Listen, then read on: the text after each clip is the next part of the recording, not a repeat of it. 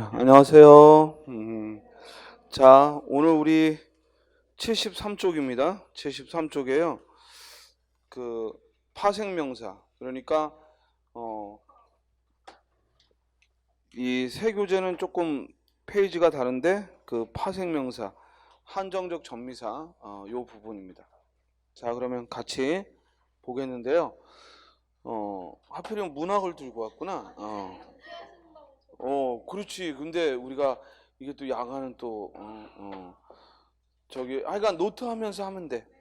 그리고 선생님을 너무 미워하지 말고 노트를 하면서 필기를 하면서 하면 돼. 자, 여기 먼저 이 한정적 전미사는요. 먼저 거리가 있죠. 그래서 이틀거리니 달거리니 해거리니 그래서 어떤 것이 주기적으로 일어나는 걸 말합니다. 지금 교재 없는 사람 손 들어봐. 지금 우리 빨리 손 들어봐. 한 명밖에 없어? 어? 그러니까 빌려온 사람 빼고 그럼 같이 봐. 같이 보면서 메모해. 자. 그리고 너네는 무슨 단체복이니? 이게 체육복이야? 어? 어, 생활복? 미안해. 내가 잘 몰라가지고, 생활복 겸 체육 겸. 자, 그래서 여기 달거리, 해거리에서요, 곧 어떤 일이 주기적으로 일어나는 것. 그래서 이틀거리다 그러면 이틀마다 즉 반복해서 일어난다 이런 의미고요. 자, 깔이 전미사죠. 그래 때깔, 빛깔, 색깔, 또 성깔, 그리고 꾸러기 주로 이제 사람에게 붙는 거죠. 어떤 버릇이 심한 사람에게 잠꾸러기니 욕심꾸러기니. 그러니까 지금 이제 보면서 이게 전미사가 붙어 있는 파생어구나 이걸 익히는 겁니다. 그 다음 꾼이 또 나무꾼, 술꾼 등은 어떤 일을 습관적으로 하는 사람이고 구경꾼이니 장꾼이니 하는 말들은 모여있는 사람을 말해요. 그래서 우리 시험에서 한번 다음 밑줄친 꾼이 나머지와 의미가 다른 거 그래가지고 1번 노름꾼, 2번 잔소리꾼, 3번 구경꾼, 4번 나무꾼 이렇게 출제된 적이 있죠. 그러면은 여기서 꾼의 성격이 나머지와 다른 것, 즉 구경꾼이 되죠. 다음 사람을 낮추어 하는 말로 내기라는 말이 있죠. 그래서 서울내기니 풋내기니 이런 표현을 쓰는데요. 특히 이 풋내기는 풋이 접두사고 내기는 전미사예요. 그러니까 어근이 없이 자, 스님이 지금 어근이라는 말을 했고 접두사, 전미사, 접사란 말을 썼는데 파생어는 결국 실질적인 형태소인 어근과 접사로 이루어져서 우리가 이를 파생어라고 하는데 지금 풋내기의 경우에는 어근이 없이 접사로만 이루어진 아주 희한한 예입니다. 그래서 풋내기의 경우에는 풋은 접두사고 내기는 전미사고 그래서 어근이 없이 중심되는 단어가 없이 접사로만 이루어진 거지. 자, 예를 들어 구경꾼 그러면 이때 꾼이 전미사니까 구경은 뭐예요? 어근이 되죠. 그죠? 그래서 어근인 구경에 꾼이라는 전미사가 와서 구경하는 사람을 말한다고. 그래서 이렇게 어근과 그리고 접사로 이루어진 게 파생어인데 이 풋내기의 경우는 어근이 없이 뭐와 뭐로만 이루어졌어?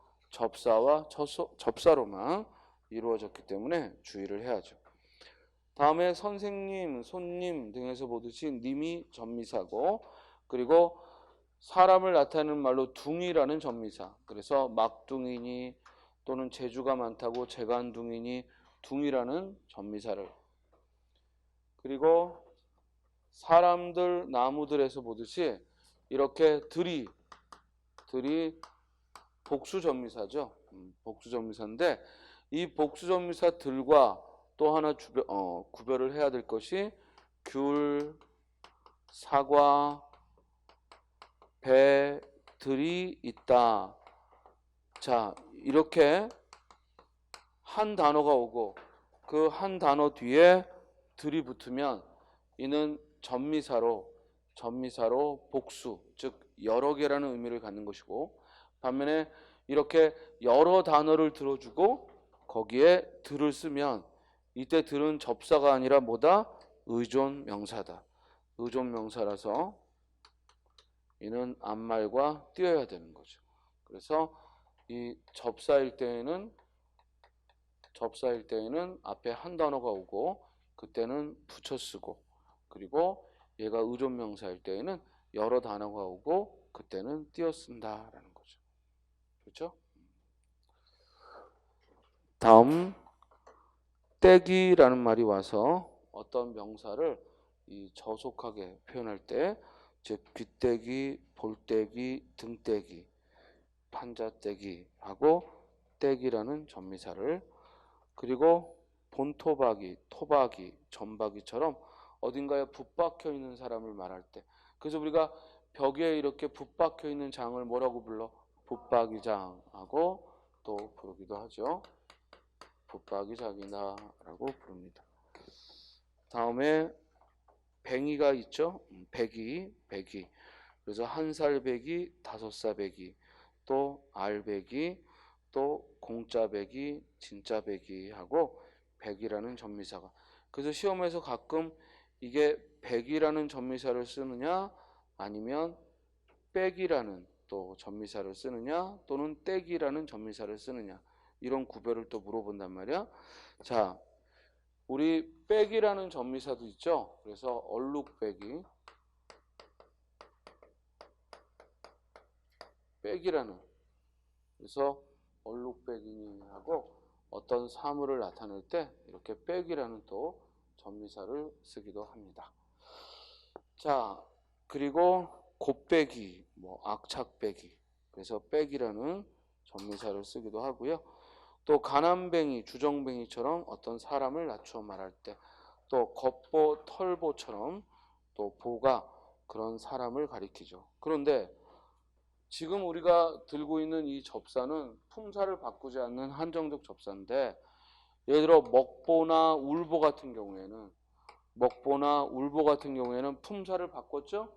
즉 어근은 먹다라는 동사인데 먹보라 명사가 됐고, 또 울다라는 말인데 보가 와서 울보하고 명사가 됐기 때문에 이런 경우에 보는 즉 지배적 접사가 붙은 거다. 이렇게 써 있는 거죠. 지금 무슨 말인지 알겠어요? 거기 울보나 먹보에 지배적 접사라고 써놓은 건 이 경우는 품사가 바뀌었기 때문에, 그래서 지배적 접사라는 표현을 쓴 거지. 우리가 전미사 중에 품사를 바꾸지 않는 건 한정적 접사, 품사를 아예 바꾸는 건 뭐라고 그래? 지배적 접사, 이렇게 얘기를 하죠. 자, 그 다음 사귀가 전미사예요. 그래서 입사귀 할 때 사귀가 전미사입니다. 입사귀 할 때 사귀가 전미사고요. 또 하나 알아둘 거, 원래는 입사귀만 표준어고 입새는 비표준어였는데 이 입새도 표준어로 추가됐죠. 그래서 지금은 둘 다 쓸 수 있습니다. 입사귀, 입새, 입사귀, 입새, 지금은 둘 다 쓸 수 있죠. 자, 그 다음 꾸밈새, 모양새 할 때 새가 전미사고, 또 마음씨, 말씨 할 때 씨가 전미사, 또 송아지, 바가지. 우리 바가지는 따라서 전미사 아지가 왔다는 말이니까 바가지는 어떻게 이루어진 말이야? 박에 전미사 아지가 와서 바가지하고 이루어진 말이다. 또 어치라는 전미사가 있죠. 그래서 값어치, 천원어치. 그러니까 천원어치다 했을 때 어치는 전미사니까 띄면 안 되는데, 그 천원이라는 말은 본래 띄어야지. 천원어치 했을 때 천과 원은 띄었어야죠. 천원어치. 그래서 어치는 전미사라 붙이고, 천과 원은, 즉 천은 관형사고 원은 명사니까 띄었어야지. 천원어치. 다음에 겁쟁이, 거짓말쟁이 할 때 쟁이가 역시 사람을. 우리 그런데 쟁이가 아니라 장이를 쓰는 건 언제라고? 기술자. 기술자에게는 유기장이 하고 장이를 붙여서 표기를 하고, 반면에 겁쟁이, 멋쟁이, 쟁이를. 그리고 어떤 행동이나 동작을 좀 폄하해서 부채질, 손가락질, 낚시질 이런 표현을 씁니다.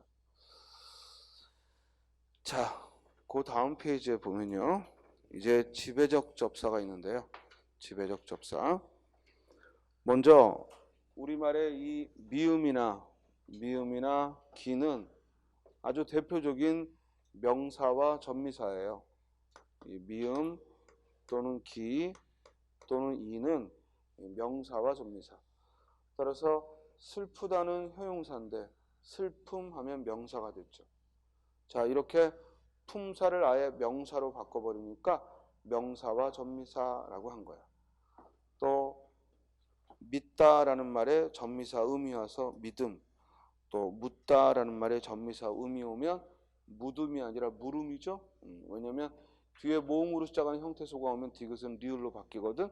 그래서 무듬, 물음, 또 길이, 넓이, 높이. 자, 여기서 주의할 건 이 높이라는 말이 저 건물은 높이가 얼마나 되지? 이러면 이때 높이는 명사죠. 그죠? 그러나 새가 높이 난다. 이러면 이때 높이는 품사가 뭐예요? 이때 높이는 부사죠. 그러니까 문장을 줬을 때에는 단순하게 암기하고 풀면 안 되고 이게 명사로서의 높인지 부사로서의 높인지 구별을 해야죠. 왜 이런 일이 벌어져? 이 접미사 이가 명사와 접미사도 있지만 우리말의 이희는 부사와 접미사도 있기 때문에 그래서 이 높이가 명사인지 부사인지 구별해야죠. 또 길이라는 말도 마찬가지. 길이가 길다 이러면 이때는 명사지만 대한 사람 대안으로 길이 보존하세. 그죠? 이때 길이는 뭐야? 이때 길이는 부사죠.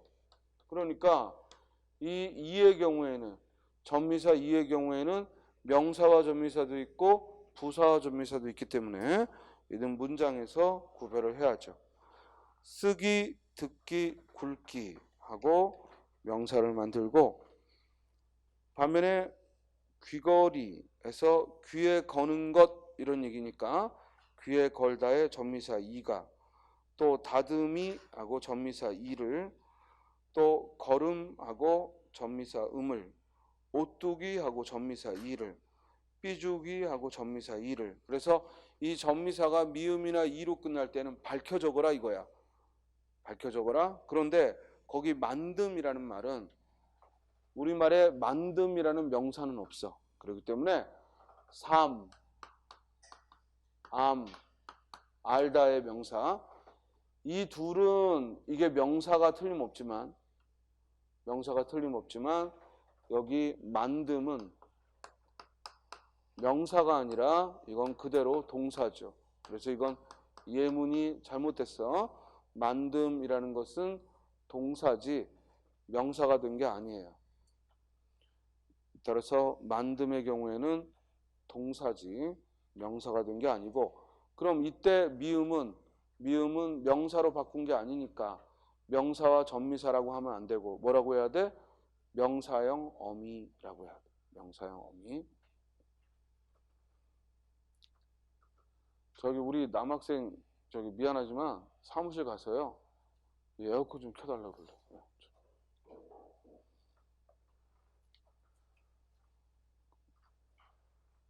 그래서 저 만듦은 만들다라는 말에 즉 만듦하고 이렇게 무엇을 만듦하고 명사형으로 즉 이때는 명사형 어미가 사용되어서 품사는 그대로 명사인 거야. 왜냐면 우리말에 만듦이라는 명사는 없거든. 따라서 얘는 그대로 품사는 동사고 잠시 명사절을 이끄는 거지. 우리 시험에 뭐가 나왔냐면 낯설음이 출제가 됐거든. 낯설음. 이 낯설음은 일단 형태가 틀렸지. 왜냐하면 리을 받침으로 끝나는 말은 미음이 함께 오는 거야. 그러니까 형태도 뭐라고 써야 돼? 낯섦이라고 써야 되고, 또 품사도 얘는 명사 낯설미라는 명사는 없거든. 그대로 품사가 뭐야? 형용사인 거지. 그죠? 그대로 품사는 형용사인 거죠. 자, 그래서 여러분들이 조심할 게, 이 전미사 미음이 왔다고 해서, 전미사 이가 왔다고 해서, 전미사 기가 왔다고 해서 무조건 명사가 아니고, 이는 또 단어들마다 문장에서마다 또 판단을 해야겠다 이 얘기입니다. 그 다음 마중했을 때 이 전미사가 접두사보다 좀 어려운 이유는, 접두사는 형태가 반드시 어근과 다르게 앞에 나오는데 이 전미사는 이렇게 섞여버리거든. 즉 이나 음이 아니면 섞여서 표현되기 때문에 공부를 안 하면 찾기가 어렵다는 거죠. 그래서 마중의 경우는 어떻게 이루어졌다는 거야? 맞다라는 말에 전미사 뭐가 왔다? 웅이 왔다. 그래서 마중하고 표기를 한 거지. 이 이나 이외의 전미사는 밝힐 필요가 없으니까 이렇게 마중하고 즉 섞어 쓰게 되는 거죠. 그렇죠? 자, 그 다음 늑다리 했을 때 다리가 전미사야. 그래서 늑다리 하면 늙은이를 좀 비하시켜서 쓰는 말이죠. 또 마개 했을 때에는 막다라는 말에 전미사 뭐가 왔다? 애가 와서 마개라는 명사를. 원래 막다는 동사인데 마개 하면 명사가 된 거죠. 그리고 얼개 하면 억다라는 말에 전미사 애가 와서 얼개라는 명사를. 또 덮개는 덮다라는 동사의 전미사 개가, 지우개는 지우다의 전미사 개가, 또 무덤은 묻다의 전미사 어미, 또 죽음은 죽다의 전미사 어미, 그리고 마감은 막다의 전미사 아미, 그리고 노랑, 파랑, 까망, 빨강 이런 말들의 이응이 전미사라는 거예요. 아마 여러분들이 이런 게 좀 이해하기가 힘들겠지만 사실은 이 파생어는 연구자들이 연구하여 알려준 걸 우리는 그렇게 따라하고 그렇게 따라서 이해하면 되는 거지 이걸 납득하려고 할 필요는 없어요. 그러니까 검정이니 까망이니 노랑이니 파랑이니 이런 색깔을 말하는 명사는 파생어다. 전미사 이응이 온 파생어다 라고 기억하면 됩니다. 자, 그 아래에 또 파생어로서 놓치다 할 때의 치, 넘치다 할 때의 치는 강세 전미사라고 그래. 그래서 이 치는 품사를 바꾸지는 못하지. 그래서 넘다라는 말을 강조하고 놓다라는 말을 강조해서 놓치다, 넘치다 하고 치를 쓰죠. 또 뜨리와 트리가 복수전미사, 역시 강세 전미사로, 즉 깨뜨리다, 깨트리다 둘 다 맞죠. 뜨리, 트리는 복수전미사. 다음에 지배적 전미사로 가장 대표적인 게 바로 하다입니다. 하다. 우리가 어떤 말에 목적어를 취해서 무엇을 하다 이러면 이때 하다는 동사지만 곧바로 어떤 말 뒤에 하다가 달라붙어서 X하다라는 말을 만들면 이건 합성어가 아니라 파생어라는 거 조심하세요.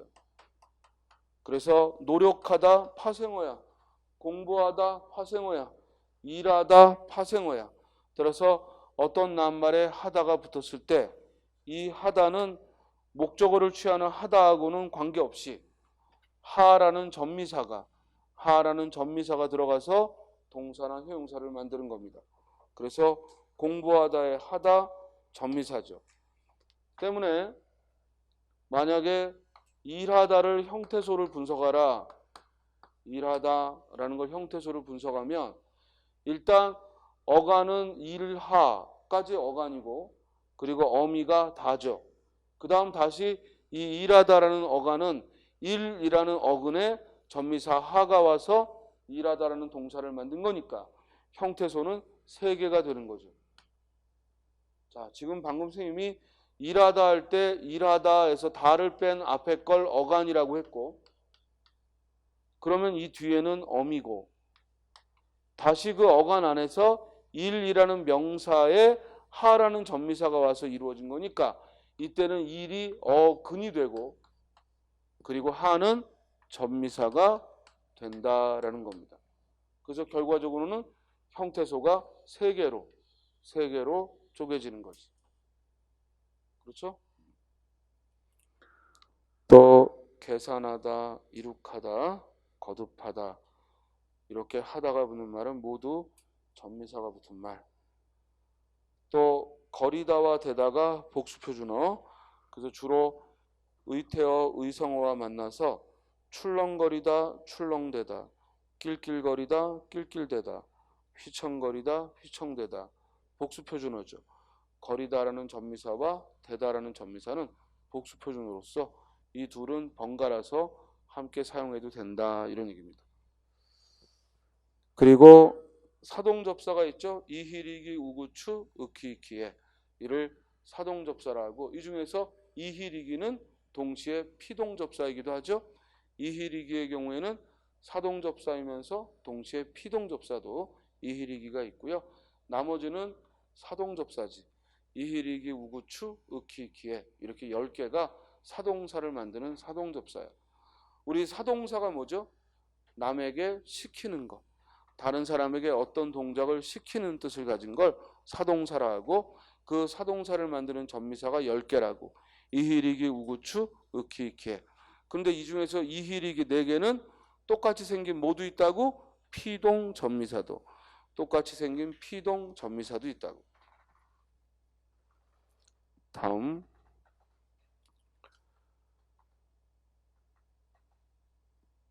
거기 밝히다의 희는, 밝히다의 희는 밝다라는 말에 희가 와서 밝히다, 밝게 하다 이런 뜻이지. 그러므로 사동접사가 쓰였고, 또 높이다도 높게 하다는 얘기지. 따라서 사동접사 이가. 늦추다 하면은 역시 늦게 만들다 이런 의미로 추가 사동접사고, 없애다, 없게 한다는 것이니까 애가 사동접사죠. 속이다의 이, 숨기다의 기, 갖추다의 추, 그리고 돋구다의 구, 일으키다의 으키, 돌이키다의 이키가 사동접사라는 거예요. 그런데 여기 돋구다의 경우에는 주의하자고 했지. 이 돋구다 할 때의 구는 언제만 쓰자고? 안경의 도수를 높일 때만. 그래서 도수를 돋구다 하고 이 안경의 도수를 높일 때만 돋구다를 쓰는 것이고, 그 외에 뭐 화를 돋우고 식욕을 돋우고 이런 경우에는 모두 돋우다라는 말을 쓰는 거죠. 그래서 안경의 도수를 높일 때만 돋구다라는 표기를 쓰고, 그 외에는 돋우다라고 씁니다. 또 까마타의 아시, 원래 어근이 깜따인데 이 깜따라는 말에 전미사 아시 와서 까마타 하는, 즉 형용사 까마타 하는 말을 만들었고, 높다라타 할 때 다랏이 전미사야. 높다라타의 다랏, 국다라타의 다랏, 좁다라타의 다랏, 잣다라타의 다랏, 다랏이 전미사고, 역시 가난하다, 고독하다, 따뜻하다, 하다가 붙는 말은 모두 파생을 하는 거. 전미사 하가 와서 이때 하다는 목적어를 취하는 하다하고는 전혀 관계없는, 즉 전미사 하가. 이롭다의 롭, 슬기롭다의 롭, 향기롭다의 롭, 번거롭다의 롭은, 향기라는 말은 명사인데 향기롭다 형용사가 됐죠. 따라서 이처럼 품사를 바꾸는 지배적 접사로서 사용이 됐고, 사랑스럽다의 스럽, 자랑스럽다의 스럽, 또 아름답다의 답이, 꽃답다의 답이, 학생답다의 답이 전미사지. 그러니까 이건 처음에는 몰랐더라도 공부하고 이제 알면 되는 거야. 그러니까 처음부터 몰랐다고 실망할 건 없고 이제 공부하면서 알아가면 되죠. 멋지다의 지가 전미사야. 기름지다의 지가 전미사고, 건방지다의 지가 전미사입니다. 우리 이 지하고 넘어지다 할 때 지하고 헷갈리면 안 되지. 이 넘어지다는 넘다와 그리고 보조용은 지다가 만난 합성어라면 이건 합성어죠. 이건 넘다라는 말과 지다가 만난 합성어고, 지금 이 지는 명사 뒤에 지가 붙어서 멋지다, 기름지다, 건방지다 하고 지라는 전미사가 온 거니까 이 넘어지다 할 때 이 합성어하고 헷갈리면 안 되죠. 헷갈리는 것도 뭘 알아야 헷갈리는데 차츰차츰 공부하다 보면 헷갈릴 수 있어. 그 다음 요건 좀 논란은 있지만 이 없다가 붙은 말을 파생어로 보는 건 여전히 논란은 있지만, 그래서 이 없다는 파생어냐 합성어냐 이런 질문으로 묻기보다는 띄어쓰기 문제로 내는 거야. 그래서 여기 맥없다, 시름없다, 실없다, 부질없다, 그지없다는 한 단어라. 이게 없다를 전미사로 보든 아니면 부질없다 합성어로 보든 그건 논란의 여지가 있지만 일단 한 단어이기 때문에 띄었으면 안 된다는 거지. 그렇죠? 그래서 부질없다, 실없다, 시름없다 반드시 붙여 쓰고, 믿없다, 아깝다, 우습다, 그립다, 아프다, 고프다, 미쁘다는, 자, 믿없다 어떻게 이루어진 말이겠어? 믿없다 하면 어근이 믿다고, 거기에 전미사 뭐가 온 거야? 업이 온 거겠지? 이렇게 문법적으로 상상을 해보자 이거지. 또 미쁘다 그러면, 믿쁘다 하면 믿음직하다는 얘기니까 믿쁘다는 어떻게 이루어졌겠어? 믿다라는 말에 전미사 뭐야? 부가 온 거지. 됐어요? 그래서 믿쁘다라는 말을 만들었다 이 말이에요. 그죠? 아깝다는 어떻게 이루어진 말이겠어? 아깝다라는 말은 이게 일단 파생어라고 공부했잖아. 근데 이게 어떻게 이루어졌겠냐 이거야. 그러면 아끼다라는 말에 전미사 뭐가 온 거야? 압이 온 거지. 그래서 아깝다 하고 즉 단어를 만들고, 또 우습다는 어떻게 온 거겠어?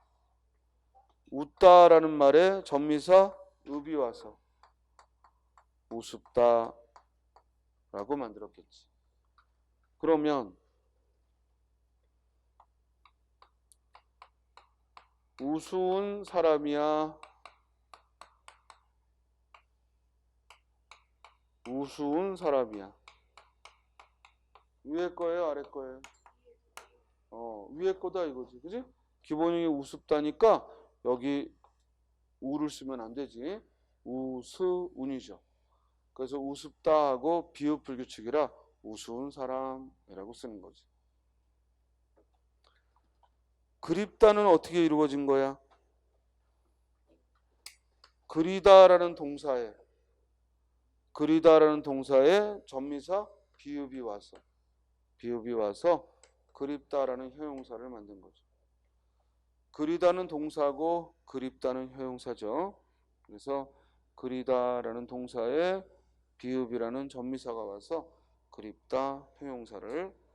아프다는 어떻게 이루어졌을까?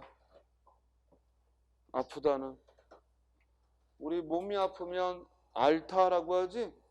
그래서 앓다라는 말에 전미사 부가 온 거지. 부가 와서 아프다 하고, 리을은 탈락하고 즉 부가 푸가 돼서 아프다. 그러니까 이런 건 공부 안 하면 파생어라는 걸 알기가 어렵죠. 그죠? 그런데 지금 공부한 거지. 우리가 아프다는 즉 파생어로서 전미사 부가 와서 앓다라는 말에 전미사 부가 와서 아프다 하고 만들었고요. 다음에 고프다. 이제 고프다는 조금 예상되지. 고프다 그러면 어떻게 이루어졌겠어? 배를 골타라는 말에 전미사 부가 와서 고프다 하고 만들었겠지. 또 미쁘다는 아까 말한 대로 믿다에 부가 와서 미쁘다. 그래서 미덥다, 우습다, 미쁘다 등은 반드시 소리나는 대로 표기를 해야지 전미사를 밝혀 적을 필요는 없다 이 얘기고요.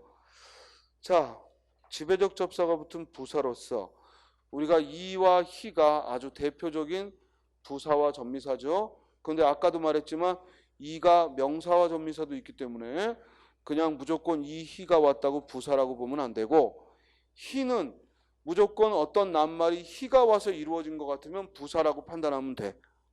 그지? 왜냐면 희는 부사와 전미사밖에 없으니까. 그러나 이의 경우에는 판단을 해봐야 되는 거지. 나날이, 많이, 빨리, 헛되이, 깊숙이, 조용히, 솔직히, 똑똑히, 딱히, 좋기. 그러면 같은 부사 전미사인데 어떤 경우에 이를 쓰고 어떤 경우에 히를 쓰는가? 가장 기본적인 건 뭐라고? 하다가 결합할 수 있는 말에는 히를 적고, 그리고 하다가 결합할 수 없는 말에는 이를 적는다. 그래서 나날하다라는 말은 없으니까 나날이요, 만하다 이런 말 없으니까 만이요, 빠르하다 이런 말 없으니까 빨리요, 또 헛되하다 이런 말 없으니까 헛되이요. 근데 문제는 깊숙하다라는 말은 있죠. 그런데 이 경우에 기억 받침이 끝나는 말에는 우리가 이를 쓰는 경우도 있고 히를 쓰는 경우도 있기 때문에 이건 개별적으로 외워야 돼. 그래서 깊숙이가 아니라 뭐야? 깊숙이. 조용하다 되니까 조용히, 솔직하다니까 솔직히, 똑똑하다니까 똑똑히, 딱하다니까 딱히, 족하다니까 좋기. 자, 이 이와 희도 반드시 형태소를 밝힙니다. 그래서 더욱이, 일찍이. 자, 반드시의 경우 조심할 건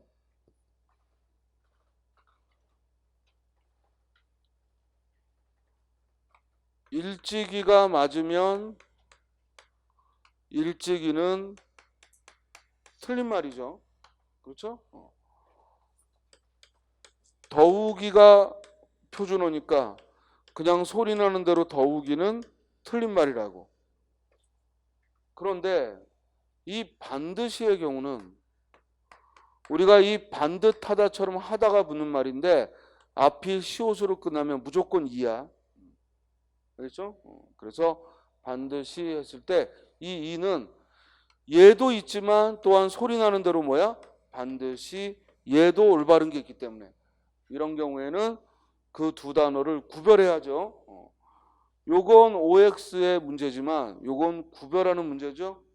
그래서 반드시 앉아라 위에 거지만 반드시 합격할 거야 아래 거지. 그렇지? 그래서 이건 문맥을 통해서 구별을 해야겠다. 또 비로소, 너무, 고루, 매우, 마주 이런 단어들이 꼭 단일어 같은데 알고 보니 파생을 한 얘기야. 그러면 비로소는 어떻게 이루어진 말이야? 비롯이라는 말의 전미사 뭐가? 오가. 또 너무라는 말은 넘다의 전미사 우가. 그렇죠? 또 고루라는 말은 골고루 하는 말의 전미사 우가. 그리고 매우라는 말은 맵다의 전미사 우가. 그래서 우리 매우 아프다 하면은 이 세 개 맞을 때 손이 맵다 이런 말 하지. 그래서 매우 그러면 아주 맵게 이런 의미야. 그래서 전미사 우가. 비읍은 탈락하고 매우. 그리고 마주는 어떻게 이루어진 말이야? 맞다라는 말에 전미사 우가 와서 이루어진 파생어다. 그래서 너무 아프다 이러면 이때 너무라는 말과 단어의 형성이 같은 거 그러면 이건 결코 쉬운 문제가 아니에요. 알겠어요? 왜냐하면 공부를 했으니까 이게 우리는 뭐라는 걸 알 수 있어? 파생어라는 걸 알 수 있지. 그래서 어떻게 이루어진 말이라고? 넘다에 전미사 우가 왔다. 그러나 공부 안 했을 때는 꼭 뭐 같아? 단일어처럼 보인단 말이야. 그러니까 항상 파생어나 합성어는 공부해야 맞힐 수 있는 거예요.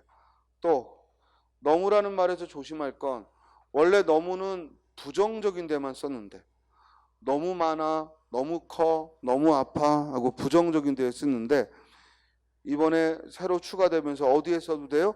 긍정문에도 써도 되는 거야. 너무 좋아, 너무 예뻐, 긍정에도 쓸 수 있다. 이건 새로 바뀐 거죠.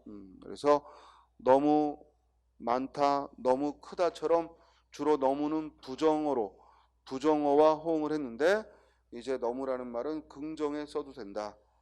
그러니까 두 가지 의미 다 된다는 거지. 부정, 긍정에 모두 쓸 수 있다 이 말이죠. 다음에 진실로, 때때로, 날로, 새로에서 로가 접미사야. 로가. 그래서 새로, 날로, 때때로, 진실로, 로가 접미사고 끝내, 마침내, 겨우내 했을 때 내가 접미사. 힘껏, 정성껏, 것이 접미사. 또 쉽사리 할 때 사리가 접미사. 이건 공부를 해야 우리가 기억을 하는 겁니다. 자, 여기까지 접미사가 붙은 파생어를 살폈는데요. 이제 합성어죠. 이 합성어는 크게 두 가지가 있는데 먼저 합성어는 어차피 단어와 단어가 만난 거잖아. 지금까지 했던 파생어는 뭐와 뭐가 만난 거야? 단어와 접사가 만난 거야. 어근과 접사가 만난 거라고. 그러니까 어근은 실질적인 형태소지만 접사는 형식 형태소, 문법적인 걸 드러내기 때문에 이는 파생어라고 불렀다면 이제 합성어는 뭐와 뭐가 만난 거야? 어근과 어근, 단어와 단어가 만난 거야. 그런데 그 단어와 단어가 만날 때 그 방법에 두 가지가 있는 거야. 하나는 통사적 합성어, 또 하나는 비통사적 합성어. 먼저 여기서 통사라는 말은 무슨 뜻으로 쓰인 거냐면 문법에 맞다라는 의미로 쓴 거야. 그러니까 통사적 합성어는 우리 문법에 맞는 결합을 말하는 거고 비통사적이다 하면 뭐야? 우리말의 문법에 벗어난다 이런 뜻이라는 거지. 그러면 도대체 우리말에 벗어난 합성은 무슨 뜻이냐? 그건 어간이 어미 없이 어간이 혼자 단어와 만날 때. 우리말의 원래 어간은 혼자 못 쓰거든. 반드시 어미가 와야 되는데 어미 없이 어간 혼자 단어와 만나는 거야. 예를 들어 굶주리다 이런 말, 굶주리다 이런 말, 뭐 노푸르다 이런 말. 이런 말은 이 단어를 문법적으로 쪼개보면 굶주리다는 뭐와 뭐가 만난 거야? 굶다와 줄이다가. 노푸르다는 뭐와 뭐가 만난 거야? 높다와 푸르다가 만났는데 앞에 있는 굶다는 굶다의 어간 굶만 왔잖아. 또 노푸르다 할 때의 높은 높다의 어간 높만 왔잖아. 이렇게 어간 혼자 단어와 만나니까 이를 비통사적 합성어다 이렇게 말한다고. 알겠죠? 그래서 비통사적 합성어의 가장 대표적인 게 바로 어간 혼자 단어와 만난 경우예요. 그리고 또 하나는 부사가 명사와 만나는 경우지. 이 경우는 극히 드물어. 극히. 그 예가 많지가 않아. 따라서 뭐 촐랑새 이런 경우. 촐랑은 부사인데 거기에 명사 새가 와서 촐랑새하고 새 이름을 만들면 우리말에서 부사는 주로 용언을 꾸며야 되는데 이 부사가 명사와 함께 왔단 말이에요. 그래서 비통사적이다라고 평가하는 거예요. 이해했어요? 그러면 이제 끝으로 하나는 뭐냐면 한자어의 경우 어순을 바꿔 쓰는 것, 어순을 도치했다라고 하는데 한자어의 경우 어순이 바뀌어 쓰였을 때 비통사적이라고 해. 예를 들어 독서라는 한자어를 보면 이게 읽을 독자 그리고 글 서자, 우리말로 한다면 글을 읽다잖아. 글을 읽다면 명사인 글이 앞에 가고 그리고 서술어 읽다가 뒤에 와야 되는데 그걸 한자로 쓸 때에는 읽는다 글을 하고 어순이 바뀌어 있잖아. 그렇죠? 이렇게 어순이 바뀌어 있는 경우 이렇게 세 가지가 비통사적 합성어야. 근데 시험에서 대부분 비통사적 합성어로서 결국 얘가 출제되는 거지. 어간 혼자 단어와 만나는 경우. 항상 문법적으로 잊지 말 것은 우리말의 동사, 형용사는 어간과 어미로 이루어져 있는데 이 어간, 어미는 서로가 필요한 의존 형태소다. 절대 혼자 쓸 수 없다. 근데 그 어간이 혼자 쓰여서 다른 단어와 만나니까 이는 비통사적 합성어다라고 평가하는 거라고. 자, 나머지 지금 설명한 거 이외에는 다 뭐야? 통사적 합성어인 거지. 예를 들어 논밭 하면 명사와 명사가 만났지. 집안, 또 재미나다. 또 재미나다의 경우는 재미는 명사고 나다가 동사야. 그런데 명사와 동사 사이에 재미가 나다라고 해야 되는데 격조사 가가 생략됐어. 우리말에서 조사가 생략되는 건 당연히 즉 격조사는 생략할 수 있으니까 재미나다의 경우에는 어간이 혼자 온 게 아니니까 재미는 명사니까 어간 어미로 나눌 수도 없잖아. 그러므로 이는 통사적 합성어인 거지. 그래서 잊지 말 거. 항상 이 앞에 오는 단어가 어간이 올 때 주의를 해야지 이 앞에 오는 말이 명사가 오거나 했을 때는 주목할 필요가 없는 거야. 그건 무조건 통사적 합성어인 거지. 됐어요? 또 스님 혼자만 흥분하는 것 같아? 이게 중요해요? 이게 통사, 비통사를 구별하는 게 중요한 거야. 그런데 그 비통사를 막 책에 있는 걸 외우려고 하지 말고 이해를 하자 이거야. 특히 여기서 주목해야 돼. 어간 혼자 쓰였을 때. 알겠어요? 뭔가 분명히 동사와 동사가 맞는 것 같은데 그 앞에 오는 그 용언이 어간 혼자 쓰였을 때 아 이건 비통사구나 이렇게 짐작할 수 있어야겠다 이 말이야. 또 돌아 눕다 하면 돌다와 눕다가 만났는데 돌아하고 어간 어미가 다 나왔잖아. 그러니까 통사지. 또 작은 집 하면 작다와 집이 만난 건데 작은 하고 어미와 어간이 다 나왔잖아. 그러니까 통사적 합성어지. 이해됐어요? 근데 그 밑에 늦잠 그러면 뭐와 뭐가 만난 거야? 늦다와 잠이 만나서 늦은 잠이라고 해야 되는데 은이 빠졌잖아. 어미 은이 빠졌잖아. 그렇지? 또 검북다 하면 뭐와 뭐가 만난 거야? 검다와 북다가. 그래서 검고 북다라는 의미인데 어미 고가 빠졌잖아. 그러니까 어미 없이 어간 혼자 왔으므로 비통사적 합성어인 거지. 자, 붓을 비할 때 붓을은 부사야. 이 부사가 명사와 함께 왔으니까 비통사적 합성어인 거죠. 자, 나머지 얘들 먼저 통사적 합성어의 예들을 보면서 잘 들어.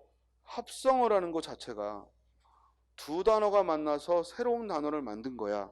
그러면 아예 새 말을 만들었으니까 이 두 단어는 띄었으면 안 되죠. 길바닥이라는 합성어를 만들었으면 우리가 평소에 길과 바닥을 각각 쓰더라도 길바닥이라고 썼을 때는 붙였어야죠. 그래서 이 합성어는 띄어쓰기 문제의 중요한 지식이 됩니다. 그래서 여기 나온 단어들의 예들을 보면서 이것들이 합성어니까 절대 띄었으면 안 되겠다. 이걸 주목하라고. 알겠죠? 길바닥, 뭐와 뭐가 만났는지 이해되지? 또 집안, 돌부처, 눈물, 앞뒤, 가위바위보. 자, 이 가위바위보는 놀이의 이름으로 가위바위보라고 하는 거지. 놀이의 이름. 그러니까 우리가 놀이의 명칭으로 가위바위보는 띄었으면 안 되는 거야. 가위바위보 라는 하나의 놀이야. 또 밤낮이 한 단어지. 그래서 우리가 밤낮으로 공부하다, 밤낮으로 일하다 그러면 이때는 밤과 낮이란 뜻이 아니야. 무슨 뜻이야? 늘, 항상 이런 뜻이지. 그래서 밤과 낮이 만나서 늘, 항상 이런 뜻으로 또 사용이 됐죠. 새해, 이승, 저승, 첫사랑, 저것, 어느덧, 온갖은, 즉 관형사와 명사가 만나서 한 단어를 이룬 거지. 그러니까 새 집에 이사를 갔다 이럴 때에는 붙이면 안 돼. 왜? 새 집이라는 한 단어는 없어. 그렇지? 그러니까 이때는 관형사 새를 반드시 띄워야지.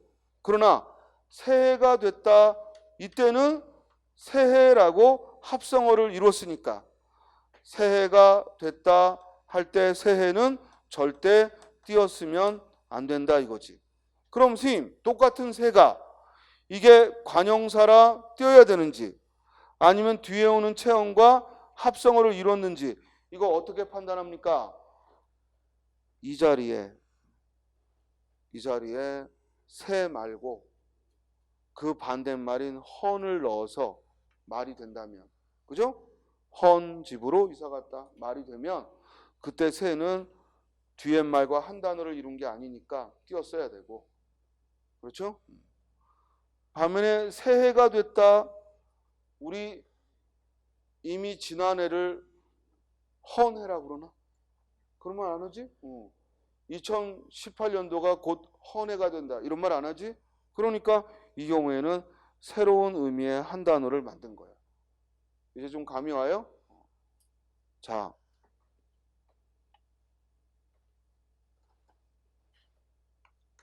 키가 작은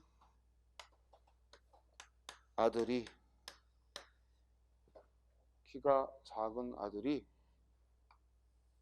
약을 먹고 키가 커졌다. 이러면 이때 작은은 키가 작다라는 이 관형절을 이끄는 관형어이므로 아들과 떼어야겠죠? 그러나 그냥 둘째 아들이라는 의미로 작은 아들이 약을 먹고 키가 컸다 이러면 그때 작은 아들은 띄었으면 안 되죠. 무슨 말인지 알겠어요? 큰 집도 마찬가지겠죠?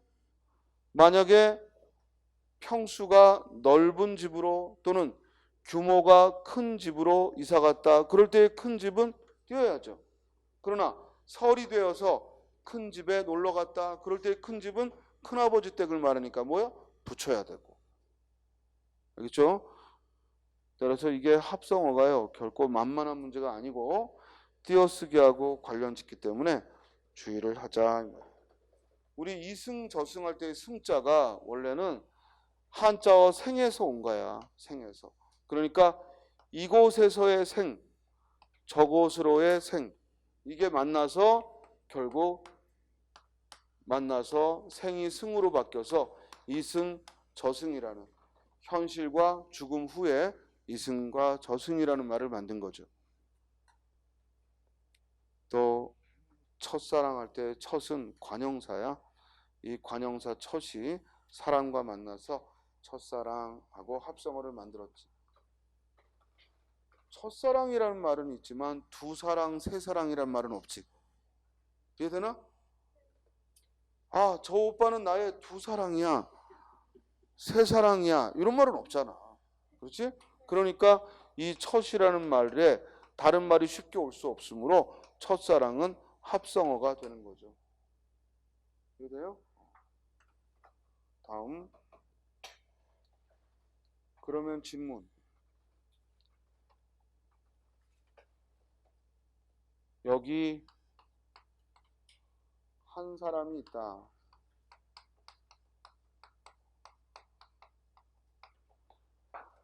여기 한 사람이 있다. 이때 한 사람은 띄어야 될까? 아니면 한 사람이라고 붙여야 될까? 만약에 띄면 두 단어란 얘기고 한 사람이라고 붙인다면 합성어로 한 단어라는 거지. 그런데 이때 한 사람은 붙여야 될까요? 띄어야 될까요? 띄어야겠죠. 왜? 두 사람이 있을 수 있고 세 사람이 있을 수 있죠. 그렇죠? 그러니까 한 사람이라는 새로운 말을 만들 이유가 없죠. 이해돼요? 다음 몇몇 두선어 같은 말 이렇게 몇몇이니 두선어하고 한 단어를 또 철들다, 재미나다, 겁나다, 힘들다, 만나다, 풀죽다, 힘쓰다, 선보다, 장가들다, 본받다, 앞서다, 뒤서다, 앞세우다. 사실은 분명히 철이 들다 이런 말이 있죠. 그죠? 아유, 철수는 아직도 철이 덜 들었어. 이런 말이 있다고. 그런데 또 철들다 하고 한 단어가 있단 말이에요. 됐어요? 그러니까 이때 철들다는 조사가 없이 곧바로 철과 들다가 만나서 철들다라는 한 단어를 만들었고, 이때는 명사가 조사 없이 쓰는 건 너무나 문법적으로 당연한 거니까 통사적 합성어다라고 한다고. 됐어요?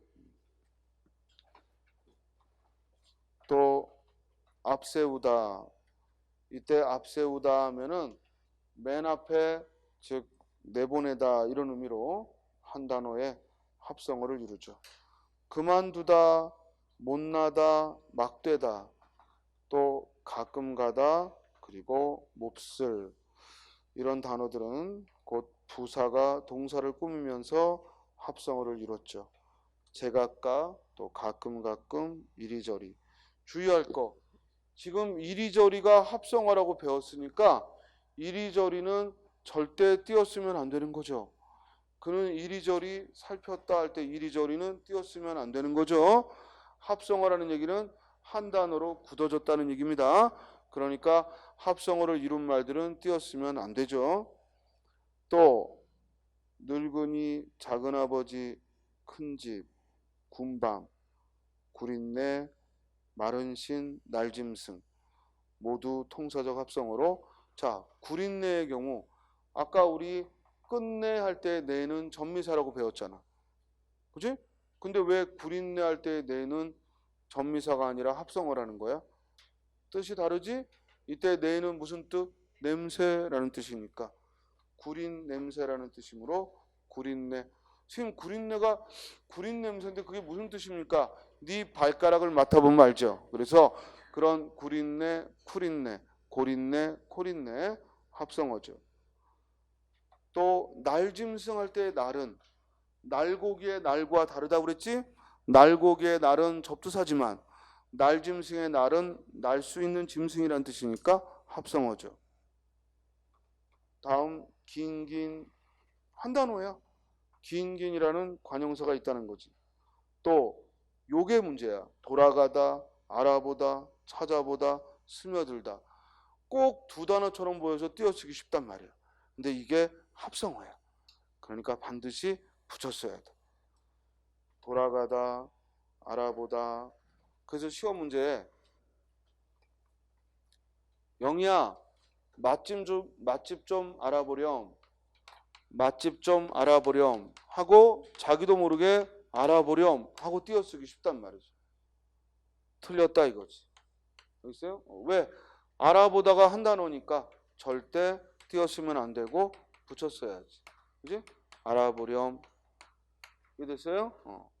그러니까 합성어는 암기를 해야 되는 거야.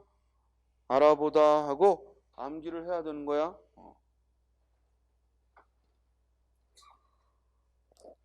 찾아보다, 또 스며들다, 돌아가다 한 단어의 합성어로 동사 두 개가 만나 합성어를 이룬 겁니다. 자, 봐봐.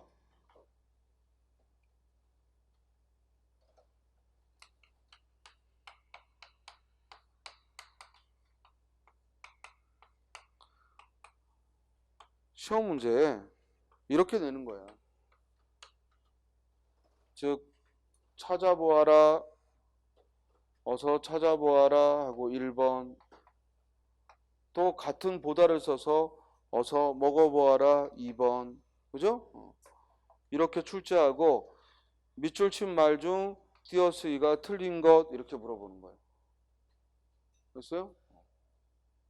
그러면 찾아보다가 합성어를 하는 걸 알아야지만, 찾아보다가 합성어를 하는 걸 알아야지만, 즉 이때 보다는 찾다와 합성어를 이룬 거니까 띄었으면 된다 안 된다? 안 된다. 그래서 틀렸다라고 찾는 거지. 됐어요? 그런데 먹어보다 할 때 보다는 합성어가 아니고 뭐와 뭐의 관계야? 그렇지. 이때 보다는 보조용어인 거지. 그죠? 경험을 말하는 보조용어이고 앞에 건 본용어이죠. 그러니까 이때 먹어보다는 반드시 띄어 쓰는 게 원칙이고 붙여 쓰는 걸 허용할 뿐이죠. 그러나 찾아보다는 본용어는 보조용어의 관계가 아니라 무슨 관계라고? 합성어라고. 그래서 이때는 반드시 붙여야지 띄어 쓰면 틀렸다라는 거야. 이게 쉽지 않은 문제야. 그래서 적어도 우리 교재에 나오는 합성어는 외워야 돼. 알겠어요? 단어가 어려워서가 아니라 띄어쓰기 문제 때문에. 그래서 게을러 터지다, 야가 빠지다. 다음 비통사적 합성어로 늦잠, 검버서. 늦잠은 어간 뭐야? 늦이. 검버서는 검다의 검이. 접칼은 접다의 접이. 꺽쇠는 꺾다의 꺽이. 늦되다는 늦다의 늦이. 굳세다는 굳다의 굳. 높으르다 높다의 높. 검푸르다 검다의 검이 왔지. 얽매다 하면 억다의 억. 오르내리다 하면 오르다의 오르. 우짓다는 울다와 짓다니까 우리. 그리고 붙잡다는 붙다와 잡다가 만나 붙잡다 하고 비통사적 합성어를 이룬 거죠. 부슬비, 산들바람, 촐랑새, 불록거울은 앞에 부사가 와서 명사와 만나 비통사를 이뤘습니다. 여기까지 됐죠? 그리고 끝으로 의미로 합성어를 나눌 때 예를 들어 손발, 노푸르다 이런 말은 단어의 뜻이 둘 다 살아있죠. 손발이 차다 하면 손과 발이 찬다는 얘기고 차다는 얘기고 노푸르다 하면 높다, 높고 푸르다는 얘기고 마소를 부리다 하면 말과 소를 부린다. 그러므로 두 낱말의 뜻이 모두 들어있어. 이럴 때에는 즉 병렬 합성어라고 그래. 의미로 합성어를 나눌 때 두 단어의 뜻이 모두 들어있으면 병렬 합성어. 반면에 유속 합성어는 앞에 말이 뒤에 말을 꾸미는 거지. 소나무 하면 나무는 나무인데 뭐야? 소리 맺는 나무고. 돌다리 하면 다리는 다리인데 돌로 지어진 다리고. 이해됐죠? 그럼 월인, 월석, 월진이란 달에 있는 사람, 달에 있는 돌, 달에 있는 먼지 이런 뜻이 되는 거야. 이렇게 앞에 말이 뒤에 말을 꾸미는 형태를 유속 합성어라 해. 융합 합성어는요. 두 낱말이 만나 완전히 새로운 뜻으로 이루어진 합성어지. 두 낱말이 만나 완전히 새로운 뜻으로 이루어진 합성어를 융합 합성어라 해. 강과 호수가 만나 강호 그러면 무슨 뜻이야? 자연. 봄과 가을, 봄 춘자와 가을 추자가 만나면 무슨 뜻? 나이. 나이, 연세를 말하지. 해 일자와 달 월자가 만나 1월 그러면 천지신명 또는 세월을 말하는 거예요. 천지신명이나 세월을. 밤낮은 아까 나온 대로 늘, 자주 이런 뜻이고 돌아가시다는 죽다라는 말의 완곡어로 죽다라는 말을 우리가 금기어로 꺼리니까 그 완곡한 말로 돌아가시다. 소나래 하면 나이가 어리다는 뜻으로 그리고 넘어가다 하면은 속았다는 뜻으로 철수가 영희에게 넘어갔어 그러면 속았다, 꿰매 빠졌다 이런 의미죠. 선생은 먼저 태어난 사람이 아니라 가르치는 사람이라는 의미로 동생은 아우라는 의미로 쓰일 때 우리가 새로운 의미로 쓰였으니까 융합 합성어다라고 해요. 자 끝으로요. 거기 합성어의 파생과 파생어의 합성은 복잡한 형성을 말해요. 복잡한 형성. 자, 복잡한 형성이란 말은 뭐냐면 파생법이나 합성법이 함께 사용된 거야. 예를 들어서 해돋이 그러잖아. 해돋이 그러면 이 낱말은 먼저 해가 돋다. 해와 돋다가 만났겠지. 그지? 즉 해가 돋다라는 여기까지는 뭐예요? 합성법이지. 합성어야. 이렇게 해서 해가 돋다라는 합성어에 다시 전미사 뭐가 온 거야? 이가 와서.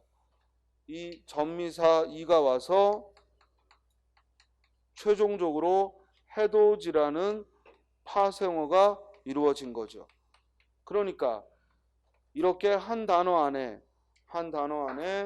먼저 합성법이나 파생법이 이루어지고 그런 다음 전미사 또는 다른 단어가 와서 단어를 이루면 이걸 복잡한 형성이다 라고 하는 겁니다. 자, 오이지 무침의 경우는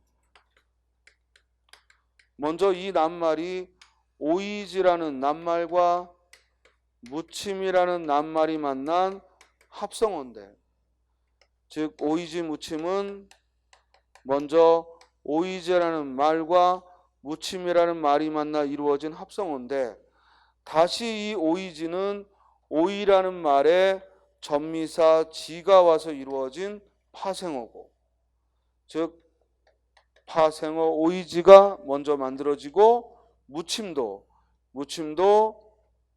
무치다라는 말에 명사와 전미사 미음이 와서 먼저 무침이라는 파생어를 만들어서 결국 파생어인 오이지와 파생어인 무침이 만나 합성어 오이지 무침을 만들었지.